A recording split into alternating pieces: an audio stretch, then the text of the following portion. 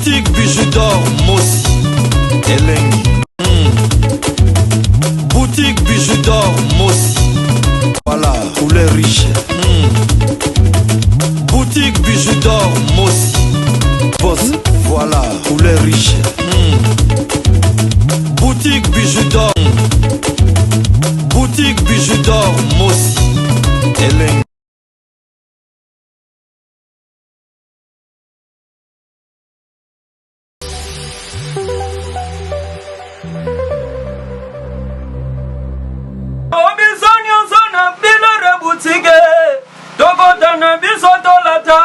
Voyant Simba Bogartala, hey, Esalina Ndengena Yomwani, Balobi Tokota, le Lobi Sonyo Sona Bila Boutique, Tokota Nebisotolata, voyant Simba Bogartala, Ayesalina Ndengena Yomwani. Au fait, sœur Mami, Baninu, on a kanisa qui te vivre pendant 28 ans. Na kanisa ki tobota na yeba na 4 Jennifer Perrine na ba mapasa. C'était pas ça, au contraire. Viba matata na biso ka ndenge zalaki ko salama na proposaka ye to sala ba ADN ya bana wana. Azalaka fou furieuse, folle furieuse plutôt. Alingaka te mais na pression andimaka. To salaka ba test ADN ya bana wana 4 Jennifer Perrine na ba mapasa. Il y a qui s'est révélé que Jennifer ADN ezalaki yangaite, Perrine également ezalaki yangaite, ba ADN e concordaki na yangai ezalaki ya ba mapasa. Na pression na tiaki ye aye kondimaki Jennifer papa na ye Feli Mbala oyo azwa kombo ya beau frère ne Lungwana abwakela na poto. Donc asalaka yango pona ko préserver Moussala Yana et Jackson, croyant que peut-être ce qui a beau ko bimana Feli, à perdre Moussala Yana et à perdre Moussala Barolongolaye.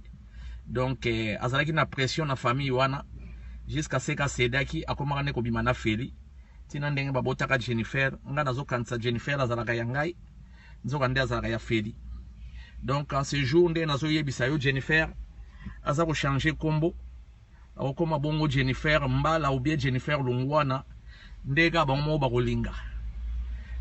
Donc ya mibale nzoka ndaye ko bota susu mwana mibale na Alain moko boye Alain Dimanja Ochudi na yebi ete soko azalaka wapi soki pe kope na ye o ya Belgique o azalaki ko ya na yebi te certainement ye lokola azako ya souvent ya botama na 98 ye Perrine.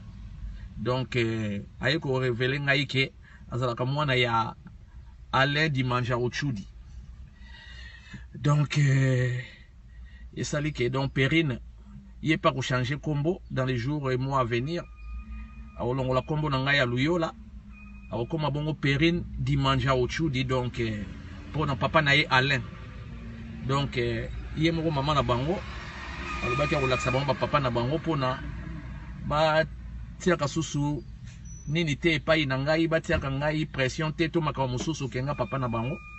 Donc papa na bango bayebani Feli Mbala Lungwana ou Alain nani papa na Jennifer ou bien Alain Dimanja Ochudi papa na Perrine. Donc c'était grave. Donc on a vivre nango malgré ça to bombi yango tozali ko vivre pour na lingaki mwasi na ngai. Bon, c'est comme ça tant on a fou d'amour et puis osa peut-être quelque part bloqué bakangayo okoye ba iloko te loko ayemo ko mwasi nanga pendenga zalaki envoûté mais na sepela ki lokola ba mapasa baza ba nanga preuve pour laquelle Perrine Jennifer a finganga na ndenge ya mukete nga so na zalaka tata na ye Jennifer ko ye ko finga ndenge wana te pona mama na ye mutatinda ye finga ye déjà zane kutu tata na yo te ayebi yango.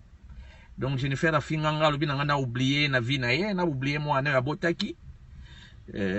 Donc on a considéré kaité na vie na ye na déjà na zalaka pe moi na été na aktaki yango et puis voilà oya mibale vika ba matata ndenge bimaki ta kaka ba bimia wa atindaki Perrine aye ko menacer nga na ndaku abetanga makofi misatu na mutu abambanga coupe na tanga makila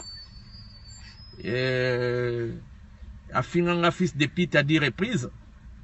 Et puis yakenda parce que Jason a sentira kangai moi na simba perine zate vi moi na oya 20 ans na âge ya ngai donc force ezandenge moko susute donc na kokaka ko sala eloko te donc abeti ti ndenga sisaki akena ye donc epa iwana pe na conclure ke mwana wana paza ya ngate donc ndeka mama ne ayebisaki ekende ko beta ye et puis neve na ngai roli abenga ye alobi na yo ko beta yo epa yo kota libala na copain na yo depuis 2019 kutu tonton Gabi ayebaka te soki ba mapasa te mutu bayebisaka bazali kokosa ye kaka ke ozalaka na chambre lokola ye moyen kota na chambre bana ezate donc moyen atala yo ezate jusqu'à ce que jour moko azwaki CP aye omona penza ke Perrine azalaka na ndako te ba mapasa baye koyebisaka kota libala atuni mama na bango elongeza yaki na se tout ça parce que azalaki na ye mwana ngate donc na kokoyi kolobelo kote à suivre. Ya matonge maison de passage na biso ya ngoyo maison de passage na biso ezana ba climatiseur ezali climatisé maison de passage na biso ezana matonge na Irebu A37 maison de passage na biso tozana ba appartement où ezali ya 2 chambres salon cuisine. Tous les 2 chambres, on est dans la toilette na kati. Maison de passage na biso tozali na appartement. O ezali kaka salon, salle de bain, chambre na cuisine. Tozali lisusu na appartement na biso o ezali appartement ya pamba lokola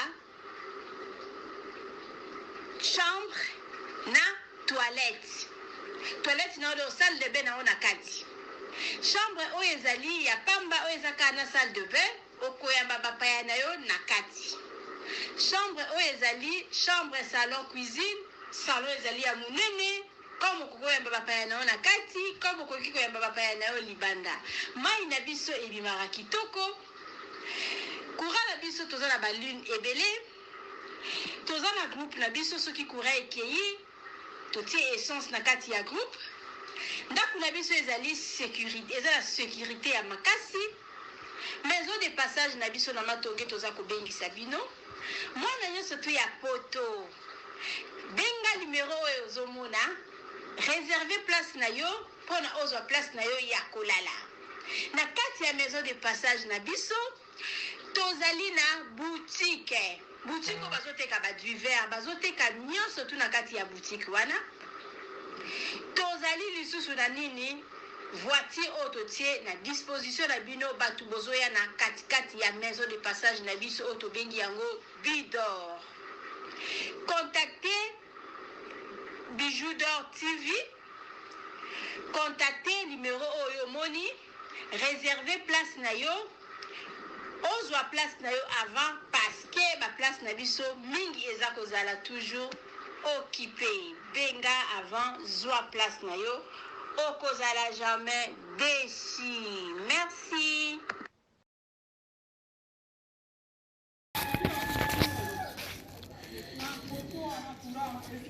Salut, j'espère que vous allez bien. En fait, c'est plus pour les diasporas. C'est donc qui veulent passer leur séjour ici à Kinshasa. Alors pour tous vos déplacements, il y a une voiture à louer qui est là, marque Hyundai. La voiture elle est confortable, donc climatisée et tout. Donc la voiture répond vraiment aux normes. Alors pour tout contact, veuillez contacter Bidor TV au numéro qui suit, plus 49 17 85 52 23 11. Donc je réponds pour une meilleure compréhension. Plus 49 17 85 52 23 11. Donc la voiture elle est là, marque Hyundai. Donc voilà. Donc ici nous sommes à Kinshasa. Donc pour tous les diasporas, pendant tous vos séjours à Kinshasa, voilà la voiture elle est là pour vos déplacements et tout. Donc partout où vous voulez y aller, la voiture elle est là.